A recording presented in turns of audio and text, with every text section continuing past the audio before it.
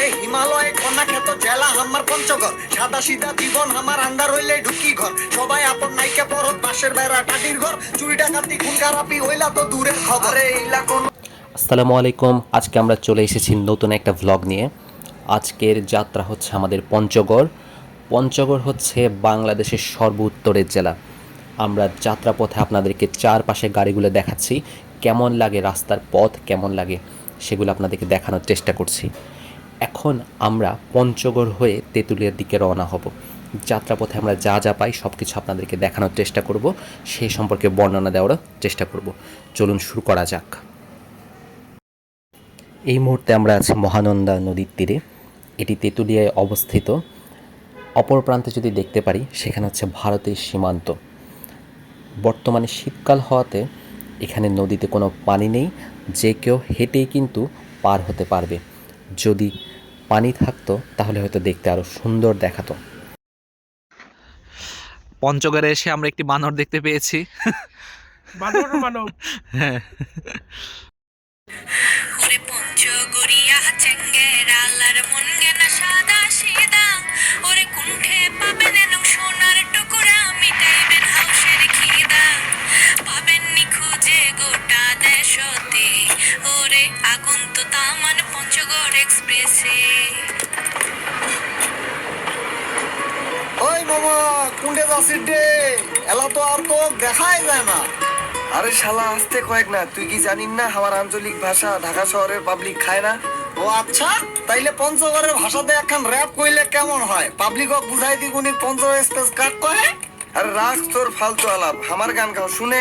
আরে মাইনছি আছে দক্ষিণবঙ্গ নেহে না, হামাক গাও গুনে। আরে কায় গুনাইলে আর না গুনাইলে আমার গইলা দেখার টাইমে নাই। আমার কাম হামেরা করিম, কায় কইল আমার নাম নাই। কি আছে তে কয়েক, তাইলে চুপ করে না শুনে। আসসালামু আলাইকুম। এখন আপনারা একটা জিরো দেখতে পাচ্ছেন। এই জিরোর একটা অর্থ আছে, একে বলা হয় বাংলা বান্ধা জিরো পয়েন্ট। এটি হচ্ছে বাংলাদেশের সর্ব উত্তরের প্রান্ত, অর্থাৎ এরপরে অন্য একটি দেশ, সে দেশের নাম ভারত। এই জায়গাটা সম্পর্কে আমরা আরেকটু দেখাবো। ওই সাইডে যে ভারত সেটা আপনারা দেখতে পারেন। এখানে কিন্তু ভারতের পতাকা, ওখানে বাংলাদেশের পতাকা। এখানে কিছু ট্রাক থাকে, ট্রাকগুলা বাংলাদেশ থেকে বিভিন্ন পণ্য বহন করে ভারতে নিয়ে যায়। আমরা অবশ্যই ভারতের দিকে তো যেতে পারবো না, বাংলাদেশের সর্বশেষ প্রান্ত পর্যন্ত আমি আপনাদের দেখাতে চেষ্টা করব। তাহলে এই যে আপনারা লেখা দেখতে পাচ্ছেন বাংলা বান্ধা 0 কিলোমিটার, অর্থাৎ এরপরে কিছু নাই, এরপর আর কোনো প্রান্তে যাওয়ার অপশন নাই। এই বাংলা বান্ধা 0 কিলোমিটারই হচ্ছে আমাদের বাংলাদেশের সর্বোত্তরের প্রান্ত। এরপর থেকে ভারতের অংশ আপনারা কিছুটা দেখতে পারেন। এখানে বিএসএফ থাকবে, তাহলে আমাদের বিজিবিরাও এখানে আছেন, কিন্তু ভিডিওতে তাদেরকে তোলা যাবে না, সেই হিসেবে আপনাদেরকে দেখাতে পারছি না। এখানে ভারতের পতাকা উত্তোলিত, ওখানে বাংলাদেশের পতাকা উত্তোলিত। এই দাগটি যেটা দেখা যাচ্ছে, এটা হচ্ছে আমি যেখানে বসে আছি সেটা বাংলাদেশ, তার ঠিক পরবর্তী অংশটা হচ্ছে ভারত, অর্থাৎ ইন্ডিয়া। তাহলে আমি এখন কিন্তু ইন্ডিয়ায়, এখন কিন্তু বাংলাদেশে। খুব বেশি দূরে যাব না, আপনাদেরকে দেখাচ্ছি। এই যে দাগটা, এখানে বাংলাদেশের পতাকা, ওখানে ভারতের পতাকা। তাহলে ঠিক এখানে গেলে আমি ভারত, আর এখানে আসলে আমি বাংলাদেশ। জায়গাটা আশা করি খুব সুন্দর। এখানে একটু করে দেখাই আপনাদেরকে। এখানে বিএসএফ এবং বিজিবি দুজনের মধ্যে একটা হয়তো কোনো, আমি জিনিসটা আসলে বিস্তারিত বলতে পারছি না, কিন্তু দেখে আপনারা বুঝতে পারছেন কি বুঝাতে, মিনটা কি করতেছে। এবার ওখান থেকে একটু দেখাই আমরা জিরো পয়েন্টটা, এই সাইড থেকে দেখতে কেমন লাগে সেটা একটু দেখাই। সবাই এখানে ছবি তুলছে, প্রতিনিয়ত ভাবে এখানে মানুষ আসে। তাহলে এখানে একটু ভারতটা দেখাই দাও। ওখানে ভারতের গেট দেখা যাচ্ছে, ইন্ডিয়ার গেট। ওখানে ভারতের বড় একটি পতাকাও দেখা যাচ্ছে। আমরা দেবীগঞ্জ ময়নামতি চরে এসেছি। এখন কিন্তু আমাদের আশপাশটা অনেক সুন্দর। ওখানে একটু করে যদি দেখাই আমরা, সূর্য কিন্তু ডুবে যাচ্ছে। ওখানে আমরা দেখবো, ওখানে নদী আছে, নদীটাও দেখবো। প্রথম দিকে আমরা এখন এই দেবীগঞ্জ যে লেখাটা আছে, এটাকে বলা হচ্ছে ময়নামতির চর। তাহলে এটা একটু দেখার চেষ্টা করি আমরা। এখানে যেহেতু পার্ক, এই সময় ঘুরতে এসেছে অনেকেই, এবং পেছনে কিন্তু একটা প্রোগ্রামও হচ্ছে। আমরা সাথে সাথে একটু করে, ওখানে চা বাগানও আছে, এখানে নদীও আছে। নদীর পাড়টা আমরা একটু যদি দেখার সুযোগ হয়, আমরা এখন দেখতে যাব। আমরা এখন নদীর দিকে এগিয়ে যাচ্ছি। নদীটা কেমন লাগে, এখানে হয়তো পিকনিক হচ্ছে, পিকনিকের হয়তো গানগুলা এখানে কিছুটা আসতেও পারে। বাইরের নদীটা যে এতটা সুন্দর লাগছে, আমি না দেখালে হয়তো আপনারা বুঝতেই পারবেন না। চলো এখন আমরা চলে এসেছি করতোয়া নদীর একাংশে।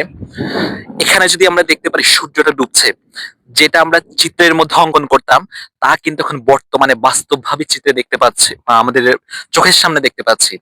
এই যে সূর্যের ছায়াটা আমাদের পানিতে পড়েছে, এতটা সুন্দর লাগছে, আমি ভিডিওতে কতটুকু দেখাতে পারছি তা জানি না।